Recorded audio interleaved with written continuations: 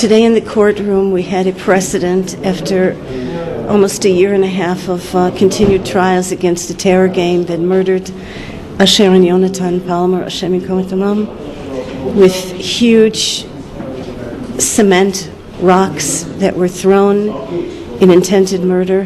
Today we witnessed a landmark decision by the military court here in Judea and Samaria, who convicted Wael al-Arja, the ringleader of a band of terrorists, who for a long period of time used terrorist tactics by throwing rocks from a moving car to oncoming vehicles.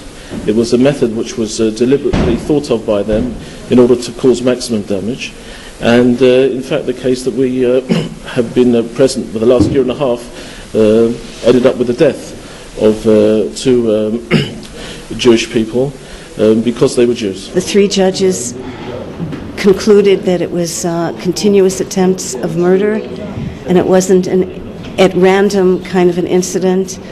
The head of the terror gang, who was sitting here in court, Wael, is the head of the gang and a member of the Palestinian Authority, and was an operator in order to murder Jews, and received a reward for the murder of our loved ones. We are very, very pleased with the results here, and to let everybody know that the Zionist Organization of America is pursuing this matter in the United States. There are U.S. laws which require the pursuit of terrorists who are murderers or who injure American citizens. Asher Palmer was an American citizen. I will be traveling to the United States, to Washington next month. I was there in December of 2012. We are rallying congressmen, we are rallying senators, we are rallying officials in the State Department and the Department of Justice to enforce the U.S. laws to go after Palestinian terrorists that are responsible for the murder of American citizens. We hope that the verdict in this case